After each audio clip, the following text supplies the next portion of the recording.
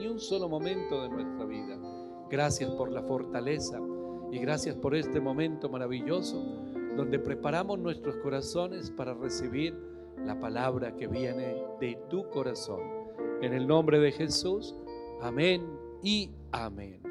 Aleluya, gloria a Dios.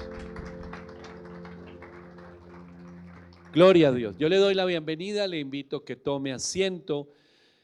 Le doy la bienvenida a este primer servicio familiar aquí en Casa de Amor y Restauración, y a todas las personas que estarán escuchando este mensaje, también bienvenidos. Le voy a dar la cita bíblica con la cual vamos a comenzar este mensaje. Está en el primer libro de Samuel, en el capítulo 3. Primer libro de Samuel, capítulo 3. Y el título del mensaje en la mañana de hoy es escasez. Escasez. ¿Qué significa la palabra escasez? ¿Ha vivido usted momentos de escasez? Creo que todos hemos pasado de una u otra manera por allí. Pero ¿qué significa en profundidad esta palabra? Es falta o insuficiencia de algo. Y mire lo que dice el diccionario: en cantidad o en calidad. En cantidad o en calidad. A veces pensamos que la escasez solo es la escasez en cantidad, pero no. La cantidad puede estar, pero si no hay calidad, hablemoslo nosotros, orden, propósito, pues entonces tenemos un problema allí. Puede haber de todo, pero si está maluquito, usted puede tener la nevera completamente llena y todo se pudrió. ¿De qué le sirve? De absolutamente nada. Y en nuestra vida pasa exactamente lo mismo. ¿Qué dice la palabra de Dios en el primer libro de Samuel, en el capítulo 3, en el versículo 1? Dice la palabra de Dios: el joven Samuel ministraba a Jehová en presencia de Elí, y la palabra de Jehová escaseaba en aquellos días. No había visión con frecuencia. Y esto es un tema bien tremendo para no solo en este tiempo de Samuel y de Elí y todo lo que se estaba llevando a cabo, sino en nuestros días. Hay un silencio de parte del Señor. La Biblia en el Antiguo Testamento termina en Malaquías, luego usted pasa la hoja y comienza el Evangelio de Mateo. Pero entre una hojita y la otra de su Biblia hay un largo periodo de tiempo. Y ese largo periodo de tiempo es cuando el Señor dijo: no va a haber más palabra, entonces, ni a través de los profetas, ni nada de esto, y se empezó a vivir una religión. Y esa religión estableció unos principios. La ley ayuda a eso, ¿no? Establecer unos parámetros que nos haga sentir a nosotros, bueno, que estamos haciendo lo correcto, pero realmente en el interior, en nuestro corazón, nosotros, todo ser humano necesita palabra de Dios. Ahora, imagínense que escasea la palabra de Dios. Recuerde que el significado de escasez: en cantidad o en calidad. Si nosotros miramos el tiempo en el que vivimos, pues hermano, ¿qué pensaría usted? ¿Escasea? Sí, escasea la palabra de Dios, y no porque el Señor en este tiempo dice que no había visión con frecuencia, que no había una comunicación de Dios con los suyos con frecuencia, por una sencilla razón, por la cual hoy también ocurre. Y vuelvo y le digo, no es que el Señor no quiera hablarnos a nosotros o no quiera guiarnos. Pues nos reunimos para recibir palabra. Tenemos la Biblia, tenemos el Espíritu de Dios que habita en nosotros y que transforma nuestra vida y que nos guía. Y el poder o esa arma poderosa del Espíritu es la palabra, únicamente la palabra. Pero si hoy en día quienes comparten palabra o quienes hablan aparentemente de Dios no lo viven porque no les interesa, en otras palabras podría decir, no lo creen. Si yo predico la palabra pero no la practico, es porque en el fondo de mi corazón no le creo a Dios y creo que mi forma de hacer las cosas es mejor que la de Dios. Entonces, ¿qué estoy haciendo? Tratando de usar a Dios o a la palabra con un propósito. ¿Cuál será este? ¿Parecer mejor persona? Quizás sí. ¿Parecer más espiritual? ¿Manipular a otras personas? ¿Tratar de sacar algo a cambio? Pues hermano, esa es la realidad del tiempo en el que nosotros vivimos. Siempre todos los temas que tienen que ver con la espiritualidad se usarán para mal de muchas personas que no tienen una real comunión con el Señor. Dice aquí entonces que Samuel ministraba a Jehová en presencia de Elí. Elí es un personaje en la Biblia que hay muchas personas que tienen conceptos equivocados, pueden parecer correctos, pero no lo son tanto, con la intención o con lo que hubo en el corazón y en el problema que tuvo Elí directamente con el Señor. Él era el juez número 15 de la nación de Israel, siendo ese juez, siendo ese hombre usado por Dios. No fue que él estuviera en ese lugar unos pocos años, él estuvo juzgando a Israel durante 40 años, hermano. 40 años, conocemos una parte de su vida, de su historia, donde él cometió un error que se comete hoy. Hoy más que nunca se está viviendo exactamente esta situación. Nos descuidamos y terminamos abriendo las puertas de nuestra vida, hablando de puertas espirituales o situaciones que permitimos que nos empiezan a desviar y que nos empiezan a llenar a nosotros de temor. Recuerde que el temor paraliza a una persona y la Biblia nos habla de dos cosas, el temor y la intimidación. Yo no tengo miedo que aquí las personas que están reunidas en este momento se levantara alguno a hacerme daño. No tengo miedo de pronto de salir en un momento y hablar, no, esa persona me va a pegar o me va a matar. No, pero la intimidación sí tiene algo que está muy presente y es, aunque yo no tengo miedo, temor de que me hagan algo físicamente, sí puedo sentir la inquietud o la intimidación que me criticaran, por ejemplo, y que alguien me diga una palabra y me diga, ¿sabe cómo me pareció la predicación, Pastor Diego? Horrible, usted no sabe predicar. Y entonces, si yo no quiero que me digan eso, o si voy a confrontar, si hoy voy a hablar de un tema específico para confrontar un pecado o una situación que se presente de pronto, y si hay alguno que está viviendo eso, imagínense, vamos a estar en 3 servicios, cuánta gente va a venir, y si yo voy a hablar de un pecado, últimamente hemos hablado mucho del tema de familia, del adulterio, de la violencia o de la manipulación en los hogares, y si aquí hay unos que lo están viviendo, ¿qué tal no vuelvan?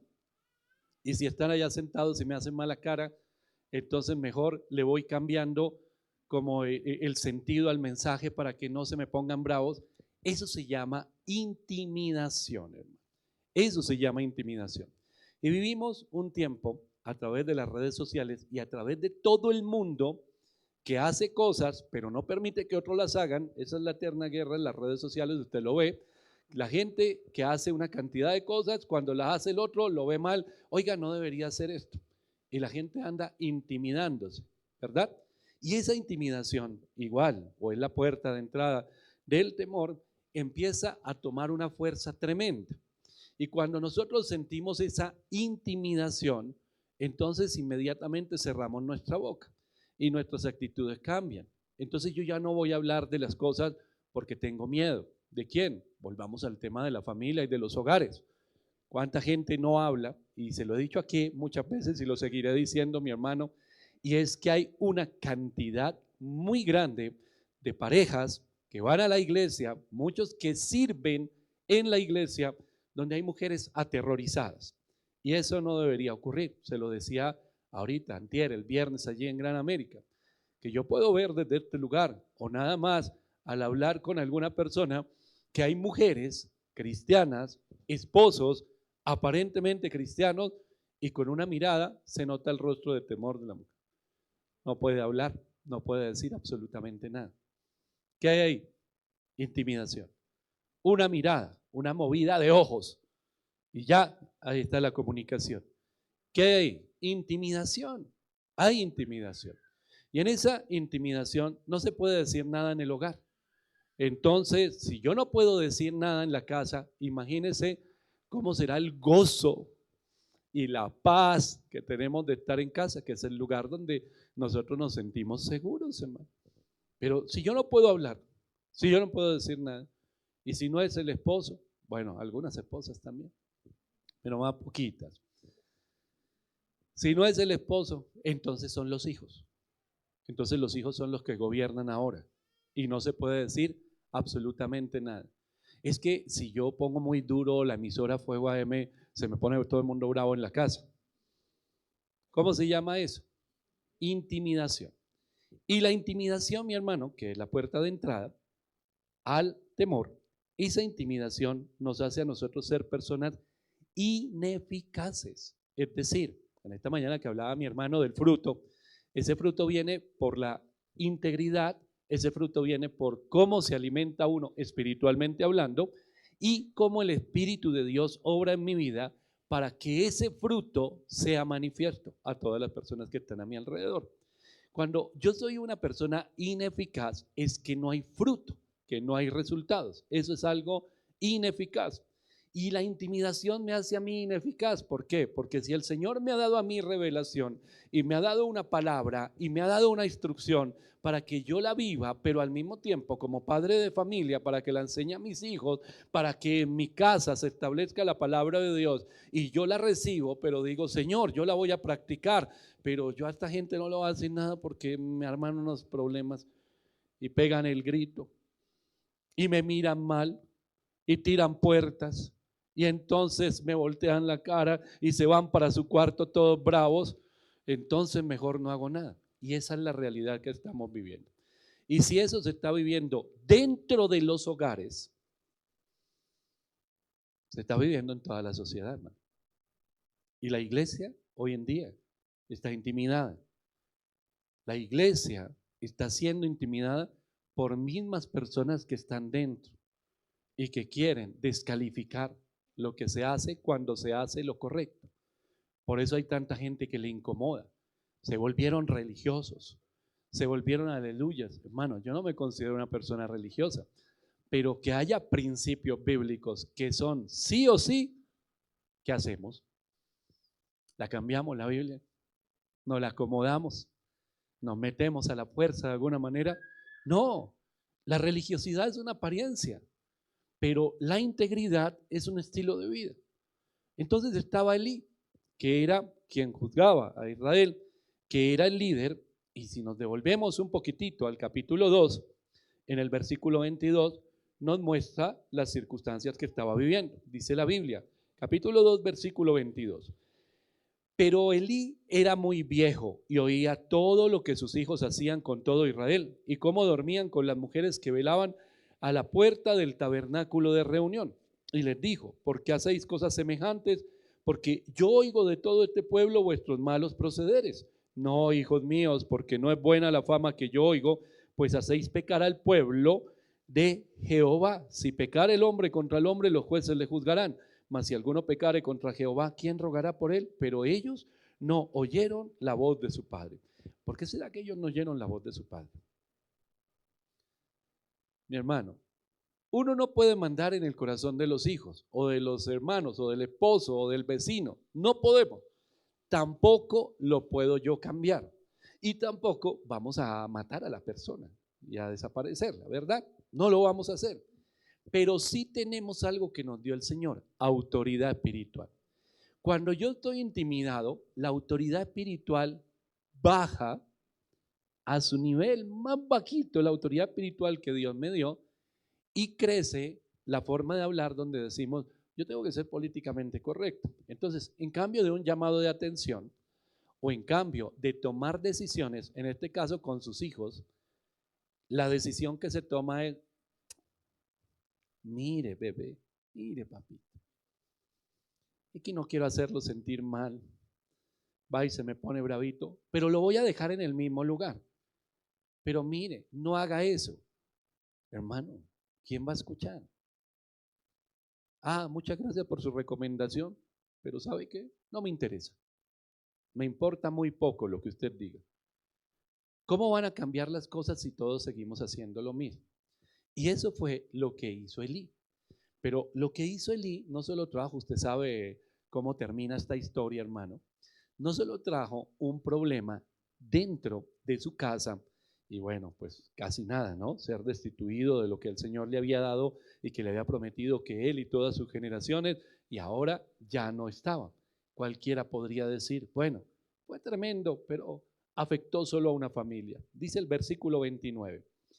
¿Por qué habéis hollado mis sacrificios y mis ofrendas que yo mandé ofrecer en el tabernáculo? Y has honrado a tus hijos más que a mí, engordando de lo principal de todas las ofrendas de mi pueblo Israel. Por tanto, Jehová, el Dios de Israel, dice, yo había dicho que tu casa y la casa de tu padre andarían delante de mí perpetuamente, mas ahora ha dicho Jehová, nunca yo tal haga, porque yo honraré a los que me honran y a los que me desprecian serán tenidos en poco. El mismo capítulo 3, el versículo 13 dice la palabra de Dios: y le mostraré que yo juzgaré su casa para siempre por la iniquidad que él sabe, porque sus hijos han blasfemado a Dios, y subraye esto, y él no los ha estorbado. Y ahí está la clave del asunto, hermano. Yo no puedo cambiar el corazón de nadie, pero si yo tengo conocimiento de la verdad y la palabra, yo tengo que estorbar el camino de esa persona. ¿Y cómo es de estorbar el camino de esa persona? Hermano, no se trata que nosotros nos convirtamos en cantaletosos, pero sí en que con autoridad. Si yo veo que mi hermano Fernando va en una carrera y va para el abismo, el propósito, en este caso como pastor, él dirá, pero que usted no es familia mía, ni soy su hijo, pero como pastor yo tengo la autoridad, el llamado y la responsabilidad de pararme en ese camino desesperado, de decirle: pare, Fernando, usted está mal en esto, en esto y en esto. Él se puede molestar, claramente sí. ¿Por qué? Porque la verdad confronta la mentira que él le ha creído al enemigo. Fernando, usted sigue así, de esa manera, y va a terminar acabando con todo. Hablábamos aquí por la ira, de la ira el día jueves, y yo les decía una frase: no arruines todas las cosas. Entonces, Fernando, no vaya a arruinar todas las cosas, como usted está mal. Entonces Fernando dice: muchas gracias por sus recomendaciones, sus consejos, pastor, pero yo tengo una mejor manera de hacer las cosas. Entonces, ¿qué debo hacer yo? Debo estorbarle, hablarle la palabra, exhortarlo, aconsejarlo, pero si él no toma la palabra, hacerlo con autoridad, tomar decisiones. ¿Y cuáles son esas decisiones? Fernando, usted no puede participar en ningún ministerio. ¿Por qué? Porque usted no está obedeciendo la palabra de Dios. Esta iglesia es la peor del mundo. Hermano, por lo menos nos preocupamos por su vida espiritual. Porque si solo quisiéramos que usted esté sirviendo y ofrendando y diezmando, pues haga lo que quiera y acabe con su vida. Pero no es a lo que nos llamó el Señor. Entonces, ¿qué sucede? Si yo veo lo que está mal en él, miro para otro lado. Pero igual él viene todos los domingos, igual está sirviendo. En ese momento la autoridad que Dios me dio mengua. Y el día que yo le digo algo, pero no lo quiero molestar porque va y se pone bravito. Entonces, oiga, chino, pilas. Mire a ver si toma decisión o no. No la va a tomar porque yo perdí ya la autoridad. Como la autoridad menguó, ahora la intimidación que había, porque yo no quiero que él se vaya o un día se moleste, esa intimidación hizo que yo entregara la autoridad. Entonces un día oro al Señor y le digo: Señor, están pasando cosas. ¿Qué cosas? Lo leímos en el capítulo 3, el versículo 1. Comienza a escasear la palabra y la presencia de Dios. Y entonces de un momento a otro, mi hermano, nos encontramos en activismo haciendo cosas, pero no hay unción. Señor, ¿qué será lo que pasa? Porque ahora los cultos no pasa nada. La alabanza, no pasa nada. El evangelismo, todas las cosas que hacemos y resulta que no está sucediendo nada. Ahora no, y me meto a orar y entonces estoy orando para que el Señor me dé palabra y es como si no me hablara, y hacemos cultos y no está el Espíritu de Dios, no hay un mover, no está sucediendo absolutamente nada. Señor, ¿qué está ocurriendo? Háblame, por favor. Silencio. Empieza a escasear la palabra, pero toca hacer culto el domingo. No viene palabra de Dios, no hay revelación, no hay unción en la alabanza, no hay unción en la prédica, pero venimos a cantar. Y yo voy a hablar de algo. ¿Qué hablo? Bueno, de algún libro me va a sacar una historia y entonces vengo y se la cuento. Hermano, cumplimos, pero las vidas siguen iguales. Todo el mundo se empieza a acomodar. Hay escasez directamente de Dios, pero también hay escasez en cantidad y en calidad. Entonces dedicamos a entretenernos aquí. Nos vemos el domingo nuevamente y nos entretenemos, hermano. Y entonces yo oro al Señor y le digo: ¿qué pasa, Dios? ¿Qué es lo que está sucediendo en la iglesia? Ay, el hermano Fernando está en una situación. Señor, cámbiale el corazón, dile algo a Fernando. Y el Señor me dice: yo no le voy a decir nada. Dile algo a Omar, Señor. No le va a decir nada. ¿Por qué? Porque debías decírselo tú, que eres el pastor.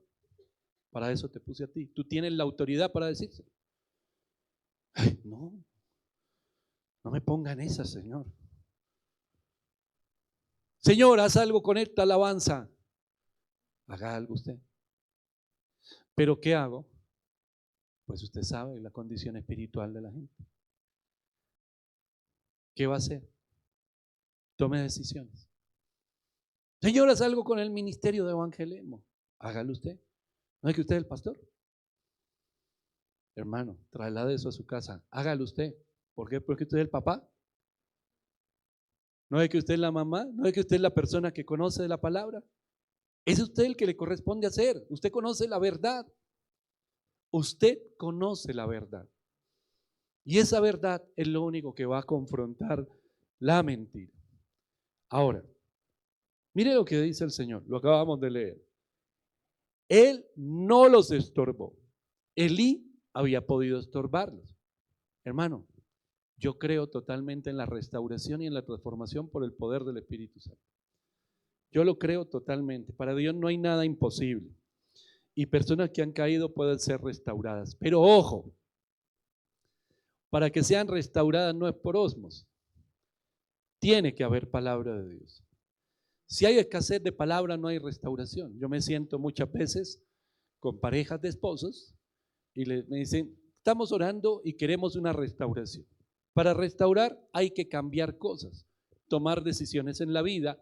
Los dos, no es una persona, son los dos.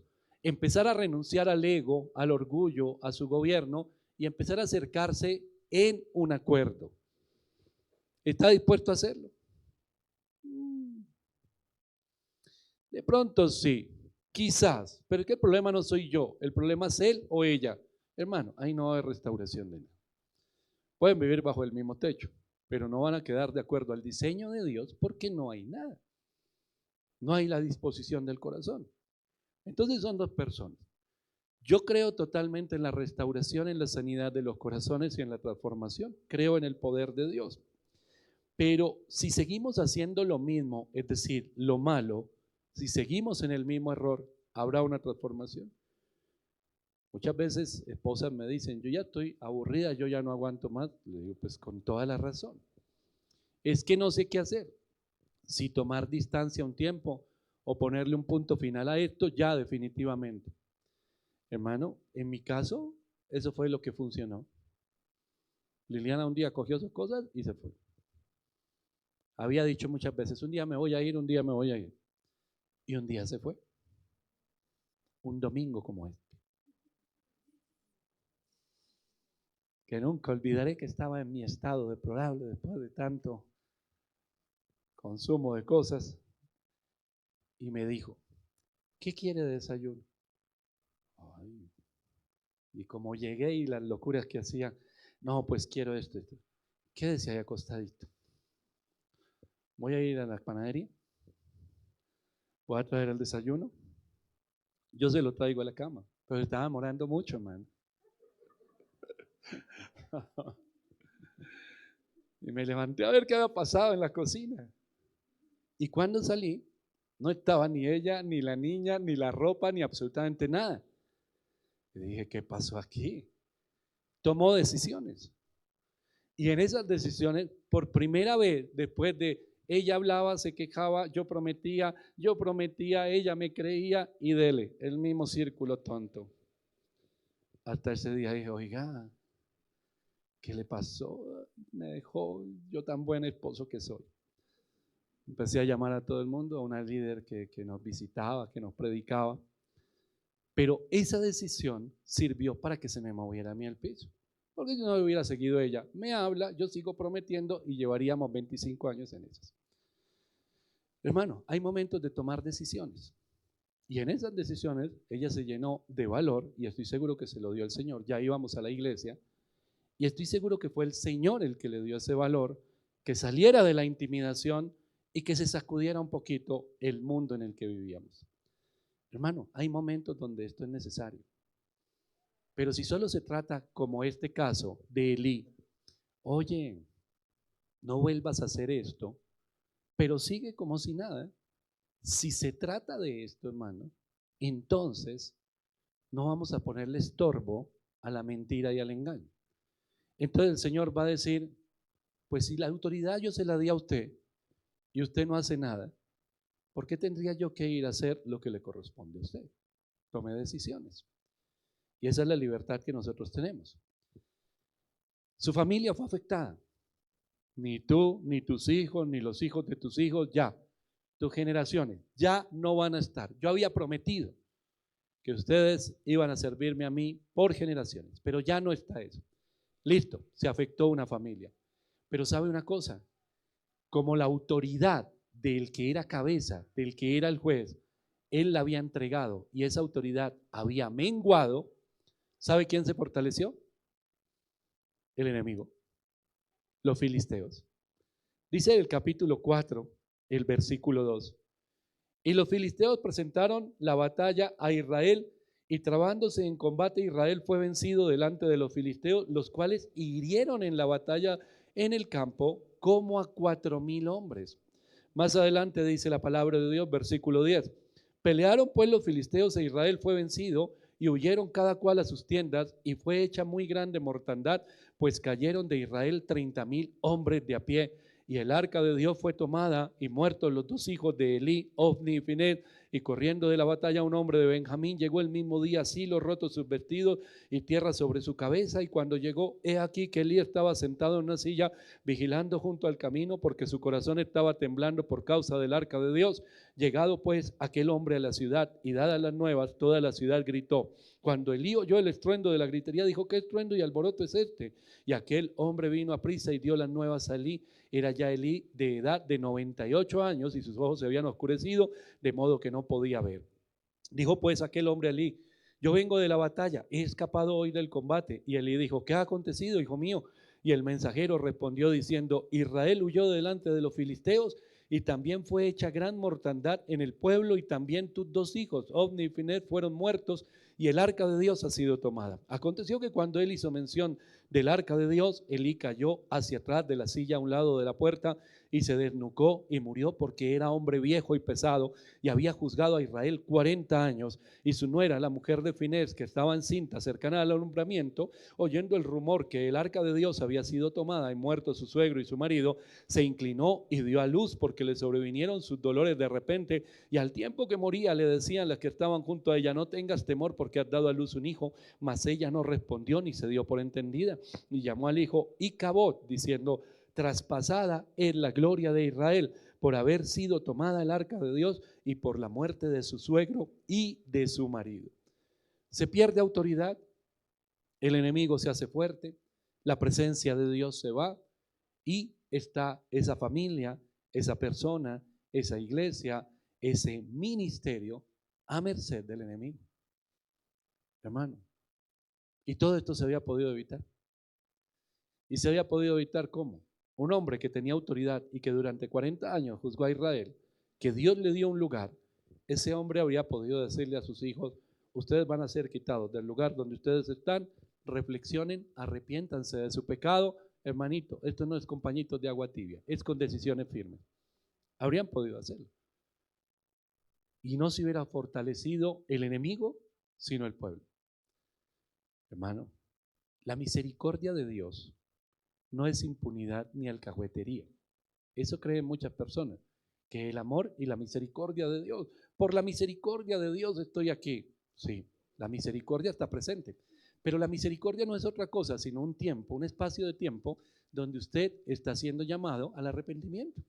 El Señor tiene misericordia y todos los días me está diciendo: yo sé tus actos, tus obras, tus pensamientos, yo sé lo que hay en tu corazón, yo sé lo que hay en tu cabeza, y eso que hay en tu corazón y en tu cabeza va a dar fruto, para bien o para mal. Te dejo un tiempo para que te arrepientas. Debe decir que al Señor no le molesta lo que yo estoy haciendo. Hermano, la Biblia está llena de ejemplos, testimonios, pero si no solo la Biblia, yo estoy seguro que usted conoce personas. Icabod se debe llamar los negocios de algunos. Se debe llamar Icabod el ministerio de algunos. La gloria de Dios ya no está. Estaba en un momento, pero es que nos contentamos, hermano, ¿con qué? Nos contentamos nosotros, yo no sé en qué momento la vida espiritual se redujo a la iglesia. Aquí nos reunimos para dar gloria a Dios y para recibir palabra y recibir instrucción, pero la vida espiritual se vive 24 horas fuera de estas paredes, hermano. En el hogar, en la relación con nuestros hijos, en el trabajo, en todo lo que hacemos. Ahí está la vida espiritual. Hay muchas personas. Nosotros como padres podemos caer sin darnos cuenta en errores que se conocerían como coloquialmente. ¿Cuál es la palabra que se usa? Alcahuetería, man. Yo tengo que estorbar. No puedo cambiar el corazón de mi hijo, pero sí debo confrontarlo con el pecado. Y cuando él conozca la verdad, él tomará una decisión. Pero ¿sabe una cosa? Yo cumplí mi papel. Yo cumplí mi papel. ¿Cuántas veces hay secretitos en familia? Hablaba hace un momento. Los esposos que no permiten que su familia hable con nadie. Y hablo en general a los varones. Alguien me escribió hace un tiempo y me dijo, pastor, usted nos echa mucha agua sucia a los hombres. Le dije, hermano, pero es que las estadísticas son claras. Nadie habla aquí con nadie, ni con la familia. La esposa, usted no habla con... Aíslan a su esposa de la familia de ella, para que nadie sepa lo que está pasando. Pero si fuera algo bueno, querrían que todo el mundo lo sepa. Si no quieren que nadie lo sepa, es porque no es algo tan bueno. Porque cuando pasan cosas buenas, todo el mundo sale a publicarlo, hasta en las redes sociales. Mire esto, la victoria y esto y lo otro, y por aquí, por allá. Pero cuando es algo malo, nadie se tiene que enterar de lo nuestro. Pero ayer usted estaba publicando que mire que qué alegría, que esto, que lo otro, que el paseo. Al fin, ¿qué? ¿Sí se puede la gente enterar o no? No, de lo malo no. La ropa sucia se lava en casa. Bueno, listo. Pero tienen que buscar ayuda. Porque quien ejerce ese tipo de intimidación en el hogar es porque no quiere libertad. ¿Y sabe cómo está la autoridad que Dios le ha dado? Por el piso. Y la gloria de Dios no está. Y no hay fruto. Dice la Biblia, mataron primero como a 4,000 y los otros dijeron, no, traigamos el arca del Señor porque Dios está con nosotros. No estaba. Luego, ¿cuántos murieron?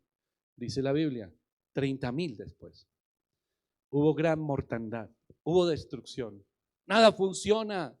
Todo se cae, el hogar se está destruyendo, los hijos están heridos, los hijos están yendo, la economía está en llamas, todo está en llamas a nuestro alrededor. ¿Qué está pasando? Debe ser que el diablo me está atacando porque yo ahora como estoy sirviendo en la iglesia. No, el diablo lo está atacando y está logrando su cometido porque se hizo más fuerte que usted. No, pero la Biblia dice otra cosa, mayor es el que está en nosotros que el que está en el mundo. Sí, para los que caminan con el Señor. Pero el que no ejerció la autoridad y no vivió en integridad, tiene la puerta abierta, hermano. Y todo lo que usted hace, que el pastor no se entere, que la familia no se entere, que los amigos no se enteren, se le olvidó un pequeño detalle, que Dios sí se entera. Y a quien debería importarle usted que se entere es a Dios, que Dios sí está viendo sus palabras, está escuchando las palabras y conoce la intención de su corazón y sus acciones y su pensamiento, los pecados que no han dado a luz y que están aquí en la cabeza dándole vuelta a muchos, Dios los conoce. Esposas, vuelvo a la estadística, no se conviertan en cómplices del pecado, no se conviertan en cómplices. Oren y tomen autoridad y conviértanse en estorbo del pecado. Y si se pone bravo, si usted tiene autoridad, usted tranquilo. Usted tranquilo. Cuando usted tiene autoridad, hermano. ¿Y cómo debemos confrontar? Pues sencillo, la Biblia nos habla bastante de esto. Yo voy a tomar una palabra en Santiago, el capítulo 5, el versículo 20. Sepa que el que haga volver al pecador del error de su camino, salvará de muerte un alma. Hermano, cuando nos quedamos callados dejamos que la gente siga caminando, pero muertos espiritualmente. Es que yo no digo nada. Ahí es cuando debería decir. Porque a veces nos ponemos a decir lo que nadie nos llamó a decir. Pero cuando debemos hablar y cuando el Señor nos dice, ¿qué vas a hacer con lo que yo te entregué? Ay, Señor, ¿no podrá venir alguien y sacarme de este problema? Claro, es el poder de Dios. Pero si usted se queda callado, usted tiene un grave problema con Dios. En Ezequiel nos habla de los atalayas. Muchos les gusta este tema. El capítulo 3 del libro de Ezequiel, el versículo 16 dice: y aconteció que al cabo de los 7 días vino a mí palabra de Jehová diciendo: Hijo de hombre, yo te he puesto por atalaya a la casa de Israel. Oirás pues tú la palabra de mi boca y los amonestarás de mi parte. Cuando yo dijere al impío, de cierto morirás, y tú no le amonestares ni le hablares, para que el impío sea apercibido de su mal camino, a fin de que viva, el impío morirá por su maldad, pero su sangre demandaré de tu mano. Pero si tú amonestares al impío y él no se convierte de su impiedad y de su mal camino, él morirá por su maldad, pero tú habrás librado tu alma. Si el justo se apartare de su justicia e hiciere maldad y pusiere yo tropiezo delante de él, él morirá, porque tú no le amonestaste, en su pecado morirá, y en sus justicias que había hecho no vendrá en memoria, pero su sangre demandaré de tu mano. Pero si al justo amonestares para que no peque y no pecare, de cierto vivirá, porque fue amonestado y tú habrás librado tu alma. Hermano, nos convertimos en cómplices por guardar silencio. Entonces la esposa que guarda silencio dice: Señor, el pecador es él, yo soy la justa, entonces ahí te lo entrego, haz con él lo que quieras y tú verás. Entonces dice el Señor: no, los dos pierden, porque tú estás viendo lo que el otro no está viendo. ¿Y sabes qué hiciste? Te quedaste callado. Claramente él va a morir por su maldad, pero tú también, por tu silencio. Tremendo, ¿no? Tremendo. Pero cuando yo hablo se arman unos problemas terribles, porque lo hace en su carne, porque lo hace porque le está doliendo su corazón. Claro, hay problemas que duelen emocionalmente, y entonces yo voy a pelear, pero no voy con autoridad espiritual.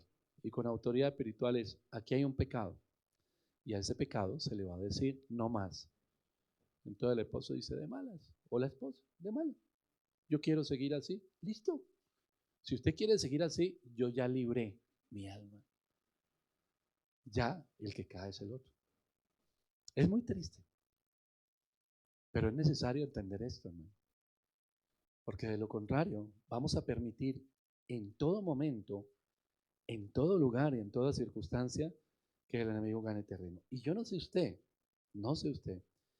pero la verdad, yo no quiero que el enemigo gane terreno. Ni en mi vida, ni en mi hogar, ni en el ministerio. A mí me corresponde hablar. Tengo la autoridad como pastor, como padre de familia. Me corresponde hablar. Y si se ponen bravos, hermano, yo por lo menos dije lo que tenía que decir. La palabra de Dios. En el mismo libro de Ezequiel, en el capítulo 13, cuando se habla de los falsos profetas, dice por allí el versículo 19: y habéis de profanarme entre mi pueblo por puñados de cebada y por pedazos de pan, matando a las personas que no deben morir y dando vida a las personas que no deben vivir, mintiendo a mi pueblo que escucha la mentira. Y dice por allí el versículo 22: por cuanto entristeciste con mentiras el corazón del justo, al cual yo no entristecí, y fortalecisteis las manos del impío para que no se apartase de su mal camino, infundiéndole ánimo, por tanto no veréis más visión vana, ni practicaréis más adivinación, y libraré a mi pueblo de vuestra mano, y sabréis que yo soy Jehová. Voy a volver al ejemplo con Fernando. Digamos los dos, ya no soy el pastor, sino somos compañeros de ministerio aquí en la iglesia. Él está mal, yo estoy mal. Ciego guías de ciegos, usted ve eso por allá en la Biblia. Entonces, yo que estoy mal, lo aconsejo a él que está mal, y él que está mal, me aconseja a mí que estoy mal. ¿Cuáles serán los consejos? Una hipergracia ahí, hermano. Todo bien, palmadita en el hombro y ánimo, hermano. Tal. Y entonces tenemos en la iglesia al hermano Luis, un hombre de integridad, un hombre de palabra. No como otros aleluyas por ahí. Nosotros somos de los cristianos modernos, no aleluya, no legalistas, no religiosos, porque Él representa todo lo que nos confronta, porque nosotros vivimos en la mentira. Estamos todos en la misma iglesia y vienen las divisiones. Hermano, ¿en qué parte de la Biblia usted puede creer que Dios es un Dios de desorden? En ninguna parte. Él viene a establecer órdenes del Génesis. La tierra estaba desordenada y vacía. ¿Cómo estaba su vida antes de Cristo? Desordenada y vacía, hermano.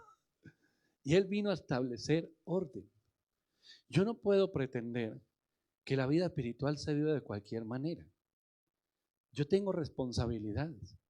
Si la Biblia me dice a mí que como iglesia que yo soy, el Señor me dio autoridad, ¿qué tengo que hacer? Ejercerla. ¿Y cómo se ata la autoridad? Mira lo que dice este mismo pasaje, hermano. En el versículo 20. Por tanto, así ha dicho Jehová el Señor: he aquí yo estoy contra vuestras vendas mágicas con que cazáis las almas al vuelo. Yo las libraré de vuestras manos y soltaré para que vuelen como aves las almas que vosotras cazáis volando. Romperé asimismo vuestros velos mágicos y libraré a mi pueblo de vuestra mano, y no estarán más como presa en vuestra mano, y sabréis que yo soy Jehová.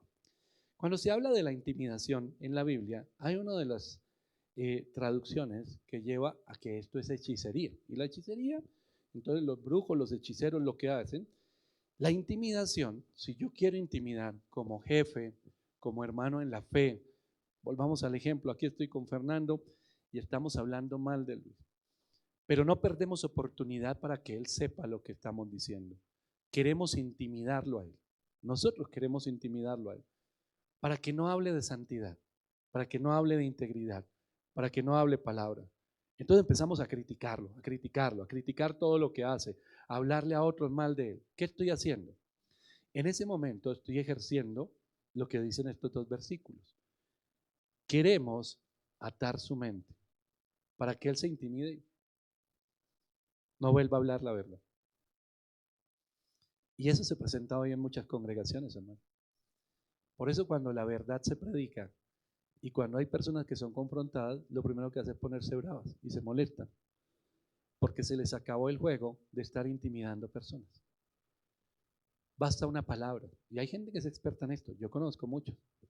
Expertos, hermano. Un dardo, un sarcasmo a un hermano de la iglesia. Pan, pan, pan. Y lo ató y lo envolvió en estas vendas. Ya, fue anulado el hermano. ¿Por qué? Porque aunque conoce la verdad, ese nunca la va a decir. Y si se le ocurriera decirla, pues apretamos más y lo intimidamos. Una palabrita, una crítica constructiva, pero con un tono destructivo, lo que yo quiero es intimidar. Tenga mucho cuidado de eso, hermano. Porque no hay uno o dos en las congregaciones, hay por montones, por montones. ¿Y qué quieren? Que el grupo de personas que conoce la verdad nunca la diga. Porque quieren seguir haciendo el daño, el mal, sin encontrar oposición, sin encontrar estorbo.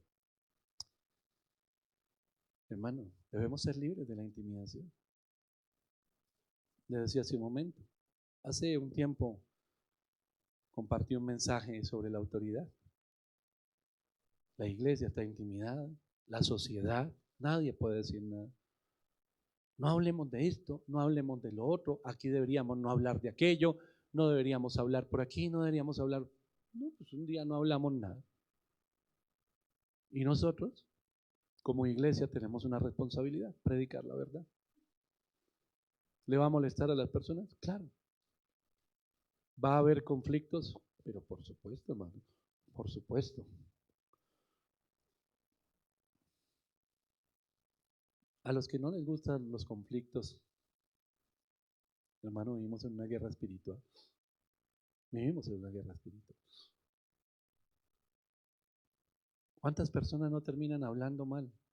El ejemplo que le ponía ahora.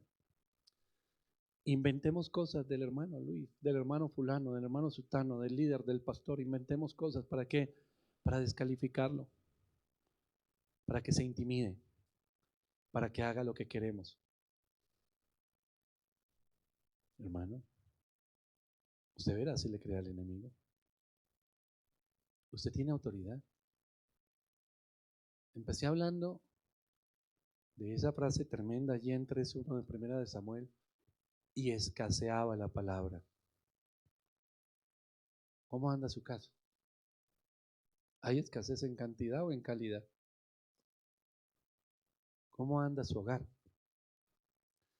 Se habla mucho, pero se practica poco. Los filisteos se crecieron. Los filisteos tuvieron miedo, dice el capítulo 4. Cuando llegó el arca, ellos gritaron, amén, aleluya, Dios está con nosotros. Y los filisteos dijeron, ¿qué son esos gritos de victoria si los estamos venciendo? No, es que trajeron el arca de su Dios poderoso. Nadie va a poder en contra de eso. Entonces llega usted después de evangelizar un domingo, amén, aleluya, Dios está conmigo, el arca está conmigo. Pero los filisteos dijeron algunos, no, no, no, no, vamos a fortalecernos, no importa si el arca está con ellos, vamos contra ellos. Y los mataron y les quitaron el arca. Yo me meto donde sea, yo no tengo miedo a nadie, Dios está conmigo.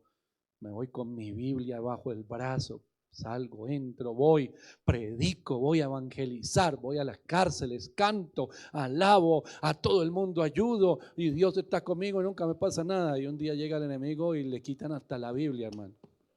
Yo no entiendo qué pasó, me robaron hasta la Biblia allí en la esquina. Todo se me vino abajo, la casa, el hogar, los hijos. Hermano, ¿está escaseando la unción? Hay escasez de palabra, hay escasez de la presencia de Dios. Pero ¿cómo va a haber escasez si yo no pierdo culto? Hermano, es que el culto no transforma en es la palabra de Dios. Usted puede venir al culto y aquí ojalá ninguno. Pero entre todos los que están aquí hay algunos que pueden estar pensando, ya van a hacer la nueva, ojalá acabe rápido para salir corriendo. O está pensando en el almuerzo, quién sabe qué, hermano.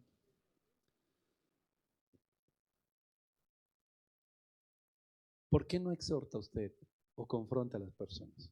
¿A qué le tiene miedo? Piense por un momento eso. ¿A qué le tiene miedo? Si usted no es estorbo para el pecado, ni siquiera lo va a decir en la iglesia.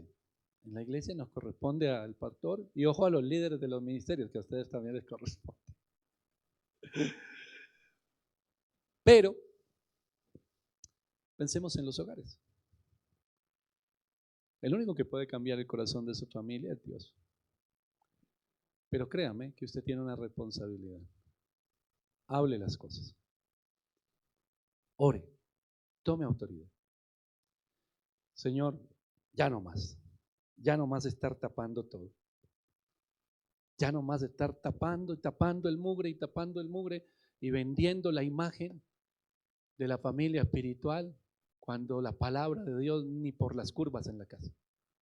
Ya no vamos a tapar más esto. ¿Por qué? Porque el que lo está viviendo es usted, hermano. Vuelva el corazón al Señor.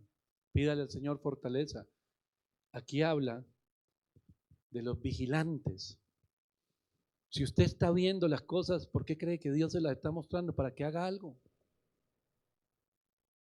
Si usted ya tiene identificado el problema, ¿por qué cree que Dios se lo mostró?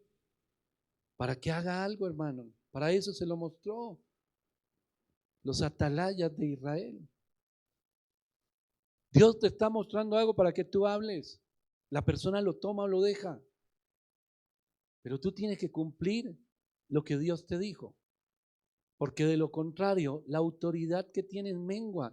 Y si la autoridad mengua, el enemigo se fortalece. Y va a acabar con todo, absolutamente con todo. La intimidación, hermano. No es una emoción, es un espíritu. La segunda carta a Timoteo en capítulo 1, versículo 7.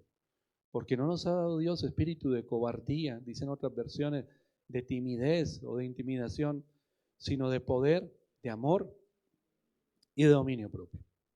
Voy a ir cerrando con esto. Voy a poner un ejemplo bíblico en el Nuevo Testamento. Algunos dirán, pero eso es Samuel y Ezequiel, y yo no estoy bajo la ley, sino bajo la gracia. Capítulo 5 de la primera carta a los Corintios. Dice el apóstol Pablo a una iglesia que permitía ahí el pecado: de cierto se oye que hay entre vosotros fornicación, y tal fornicación cual ni aún se nombra entre los gentiles, tanto que alguno tiene la mujer de su padre. Y vosotros estáis envanecidos. ¿No deberíais más bien haberos lamentado para que fuese quitado de medio de vosotros el que cometió tal acción? Léase todo el pasaje. Yo le voy a leer ahora el versículo 7. Limpiaos pues de la vieja levadura para que seáis nueva masa sin levadura como sois, porque nuestra Pascua, que es Cristo, ya fue sacrificada por nosotros. Así que celebremos la fiesta no con la vieja levadura ni con la levadura de malicia y de maldad, sino con panes sin levadura, de sinceridad y de verdad.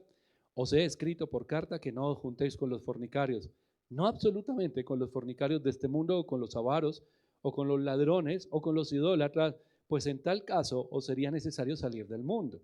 Más bien os escribí que no os juntéis con ninguno que, llamándose hermano, fuere fornicario o avaro o idólatra o maldiciente o borracho o ladrón. Mire esto: con el tal ni aun comáis. Porque ¿qué razón tendría yo para juzgar a los que están fuera? ¿No juzgáis vosotros a los que están dentro? Porque los que están fuera Dios los juzgará. Quitad pues a ese perverso de entre vosotros. El apóstol Pablo, Nuevo Testamento, bajo la gracia. Para los que piensan que la gracia y la ley son enormemente distantes, no, hermano. Léase por allá en casa, Mateo 5 en adelante. Hermano, ese sermón tremendo, conocido como el del monte o bienaventuranzas, 5, 6, 7 de Mateo. La gracia demanda mucho más de nosotros, porque es convicción, viene desde dentro. Hermano, ¿qué está diciendo el apóstol Pablo? Hombre, hay pecado en el mundo, el enemigo tiene mucha gente atada. Listo. Esos que están atados en el mundo, Dios los va a juzgar. Pero nosotros debemos tener un juicio moral, bíblico, aquí dentro. Claramente, el hermano que es tropiezo o que está en malas andadas, entonces se exhorta, se sienta, escucha. ¿Puede ser restaurado? 100% sí. Pero si no quiere, si no lo acepta, si está mintiendo, Señor, ¿y yo cómo sé si está mintiendo? Pues ore, pastor, para tener discernimiento. Y cuando el Señor le muestre que la persona está tomando por menos los principios de Dios, esa es la puerta abierta para que el enemigo destruya. Entonces, ¿qué va a hacer? Ya es cuando miramos. Y si la persona persiste, ¿qué dice ahí? Mejor dicho, ni coman con ese. Ay, pero eso no parecen palabras muy cristianas, hermano. Pero es que un poquito de levadura leuda toda la masa. Pero en ese grupo hay 5, hay 10. Y resulta que hay 2 con la levadura. En un momento se va transmitiendo. Y el Señor demanda de nosotros, ¿qué? Ejercer lo que Él nos dio. Son palabras duras, fuertes de estos. A una iglesia, y apenas empezando, estamos hablando del primer siglo, apenas una iglesia nuevita, la iglesia de los Corintios, que vamos a, ay, de pronto la gente se siente mal. Dejemos que el que se acuesta con la esposa del papá, que se siga acostando, porque eso es por allá en la casa de ellos, fuera de la iglesia. Eso no tiene nada que ver.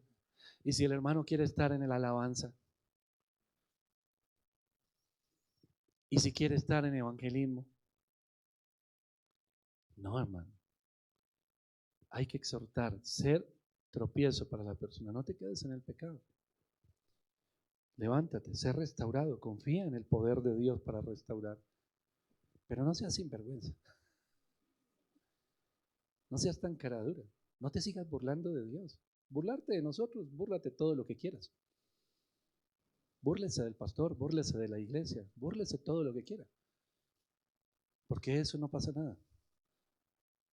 Pero por favor escuche palabra. No se burle más de Dios. No siga tomando por menos la palabra del Señor.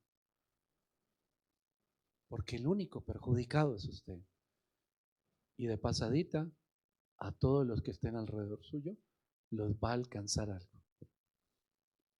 Mi hermano, la vida espiritual es un tema serio. No es un tema menor. La Biblia nos habla que al que mucho se le da, mucho se le demanda o se le exige. Nosotros nos pasamos pidiendo bendiciones, hermano. Pues vivamos como preparados para recibir esas bendiciones. Porque pedimos y pedimos bendiciones y no estamos preparados para bendiciones. Ay, Señor, ¿qué será lo que está pasando? Pues que tú no ejerces autoridad. Señor, ¿por qué mi hogar está así? Señor, que alguien le diga a mi esposo. Dígale usted. Le tengo miedo. Ore para ser libre de la intimidación. Ore para ser libre de la intimidación. Porque la intimidación es lo que ha cerrado la boca de muchos. Yo le invito a que usted se ponga de pie y vamos a orar. Líderes, ojo, porque llegó un tiempo con esta palabra de hacer cambios. Familias, no sigan siendo cómplices. Y ninguno piense que por el hecho de yo ser el que no hago y el que hace es el otro, yo me libré. Acuérdese de la palabra allí en Ezequiel. Si tú no hablas, la sangre de esa persona va a ser sobre ti. Usted va a terminar muy mal. Y tiene razón, va a terminar mal. Pero si usted no fue tropiezo para la persona, hermano, usted también. Mire lo que le pasó a Elí. Primera señal, y por eso empecé por ahí. Cuando escasea la palabra. Vuelvo y le repito, no es que no haya la Biblia, usted puede tener 20 Biblias en su casa. Cuando escasea la palabra puesta por obra, en su casa, en su relación de esposos, ¿su relación de matrimonio es de acuerdo a la palabra o escasea? ¿Escasea la palabra en su relación con sus hijos? ¿Lo hace a su manera o a la manera de Dios? Ahí escasea la palabra. Y ese es un síntoma muy grave, hermano, muy grave. Cuando hay escasez de palabra es porque algo está ocurriendo. Examinémonos y tomemos decisiones. Yo voy a dar para que seamos libres, todos los que estamos en este lugar, de la intimidación. Para tomar decisiones firmes, hermano, determinaciones en nuestra vida. O estamos o no estamos, o somos o no somos. Pero no nos dejemos intimidar por el enemigo. Y no sigamos jugando a la vida cristiana. Es muy doloroso, hermano, ver tanta gente, y no hablo solo de esta iglesia, muchas, sirviendo, pero con su vida destruida. Y se habla, se exhorta, se aconseja. Y para la gloria de Dios hay muchas personas que lo reciben y son transformadas. Pero hay muchos que ya se les volvió un juego. Entra por aquí y sale por aquí. Porque yo estoy por encima de la palabra. Y ninguno de nosotros está por encima de la palabra, mi hermano. Así que es tiempo que haya un despertar. Que no escasee, ni en cantidad ni en calidad. Que nos volvamos hacedores de la palabra de Dios. Que tomemos decisiones firmes. Que empecemos a establecer la palabra en nuestros hogares. Padre Celestial, en el nombre de Jesús, yo te doy gracias por tu palabra. Tu palabra trae libertad. Y hoy, Señor, clamo por esa libertad en este lugar. Es tiempo de examinarnos. Estamos viviendo oprimidos, atados por la intimidación. Señor, líbranos en el poderoso nombre de Jesús. La intimidación, como lo vemos en tu palabra, es un espíritu, y es un espíritu que no viene para nada bueno, sino para atar. En el nombre de Jesús oro por los matrimonios, por los hogares que viven bajo la intimidación de una persona maltratadora y manipuladora. En el nombre poderoso de Jesús, te pido que esto sea destruido hoy, que todos los que claman en este lugar por ser libres de la intimidación, Señor, tú traigas libertad. Son como vendas en los ojos, son como esas vendas mágicas, como si fuera algo que capturó nuestra mente. Pero dice tu palabra que tú vienes a destruir todas esas vendas mágicas. Y que cada uno de nosotros pueda volver el corazón a ti.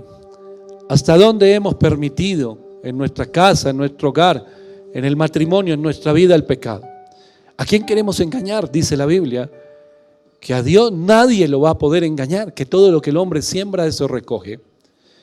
Cuando hay escasez de palabra, es porque algo está ocurriendo. Elí, durante 40 años, estuvo en una posición y en un lugar de autoridad. Pero un día con sus hijos fue débil y les hizo una débil amonestación. Y eso hizo que más de 30,000 personas murieran. Porque la autoridad se fue, la presencia de Dios se fue. Hay hogares que están siendo muy atacados por el enemigo. Matrimonios destruidos porque escasea la palabra. Familias destruidas porque escasea la palabra. Ministerios destruidos porque hay escasez de palabra. Nos contentamos con ir a la iglesia, con estar 2 horas o 4 horas a la semana, con vincularnos a un equipo de trabajo, con servir. Estoy en la alabanza, estoy en la predicación, estoy en un ministerio y todo está bien, porque Dios me está usando. ¿No te das cuenta que ya no hay unción? ¿Que lo haces por cumplir? En el nombre de Jesús te pido, Espíritu Santo, que llene los corazones, que nos dé discernimiento, que nos hagas libres de la intimidación y que nos permitas, amado Señor, confrontar la mentira y el engaño. Y lo hacemos por amor a tu nombre, y lo hacemos por obediencia, por respeto, y lo hacemos, Señor, porque es tu propósito. Y no podemos guardar silencio en las congregaciones, en las familias, cuando vemos que otros están siendo destruidos. Oro por todos aquellos que se han mantenido en integridad. Oro por todos aquellos que se mantienen en la verdad, porque estoy completamente seguro que no una, sino muchas veces el enemigo ha querido intimidarlos, argumentarlos para que cesen de ser ese instrumento en las manos de Dios. Pero créame, en todos los que permanecen en integridad, que cuando usted habla es el Señor mismo. Porque contrario a lo que pasa en la vida de muchos, que hay escasez de palabra y de unción, en usted hay abundancia. Así que no siga el camino que el enemigo quiere, sino el que Dios estableció para usted.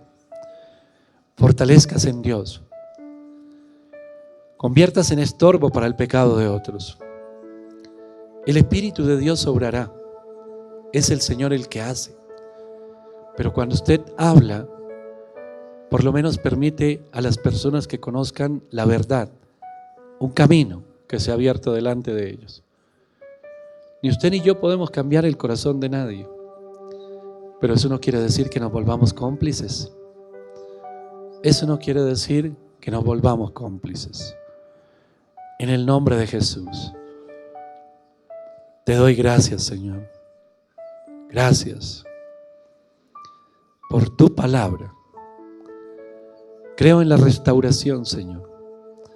Creo en las segundas, terceras y cuartas oportunidades. Tú eres un Dios misericordioso.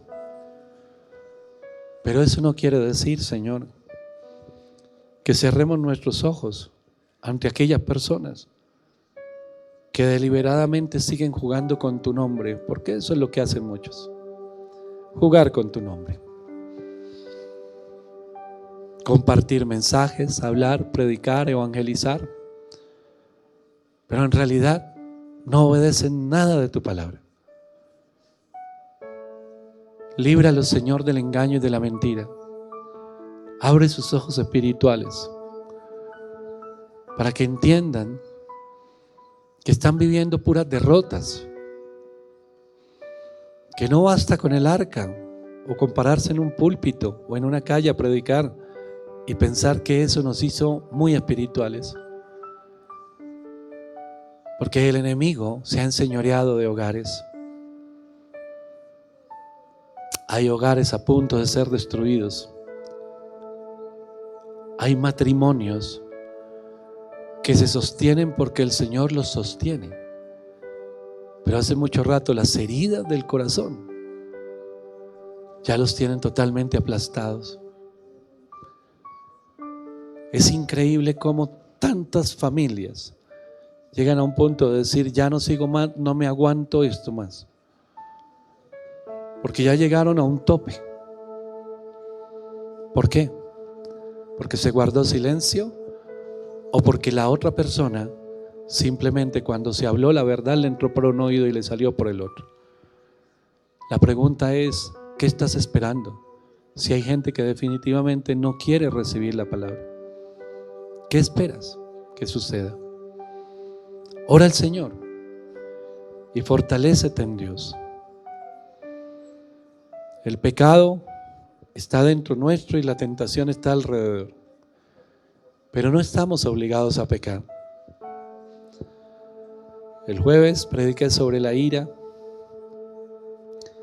y hay mucho maltrato en los hogares que son aparentemente cristianos. Hay mucho maltrato, hay manipulación, hay intimidación, y se convierte toda la familia en cómplices al tapar y al tapar y al tapar. Pero la palabra de Dios nos habla de otra cosa. Hay gente que ya ni siquiera le hace frente con autoridad al pecado, sino que se deja llevar por él. Adulterio, pornografía, cuántas cosas, codicia. Cuánta gente hoy sirviendo en diferentes lugares llenos de codicia. Su único Dios es el dinero y el poder. No respetan, ni han rendido su corazón, ni hay el más mínimo respeto por la palabra de Dios. Pero así se paran en un altar, así tocan un instrumento, cantan, así evangelizan. Líbranos, Señor, líbranos en el poderoso nombre de Jesús de seguir con la mentira. Danos la autoridad, o tú ya nos diste la autoridad. Fortalécenos en esa autoridad que nos diste, Señor, para tomar decisiones por el bien de las personas, de las familias, por el bien de la familia completa, de las generaciones, por el bien de la iglesia, porque esa es la labor de la iglesia, cuidar. Y para cuidar hay que hablar la verdad. Gracias, amado Señor, por tu palabra, por el propósito maravilloso, Señor, con el cual tú nos has llamado y nos fortaleces en este día. A los padres de familia, hermano, no malcría a sus hijos. Después el que va a sufrir es usted.